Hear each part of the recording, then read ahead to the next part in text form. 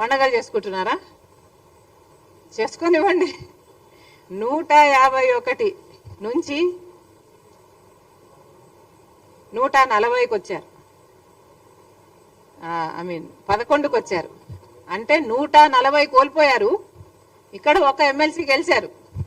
చేసుకొనివ్వండి, పండగలు చేసుకొనివ్వండి. ఇదే బొత్స గారు రాజశేఖర రెడ్డి గారిని అవమానించారు, విజయమ్మ గారిని అసెంబ్లీలో కంటతడ పెట్టించారు. ఇలాంటి వాడు ఎమ్మెల్సీ అయ్యాడని పండగలు చేసుకుంటున్నారా? చేసుకొనియండి, వాళ్ళ విజ్ఞతకే వదిలేద్దాం.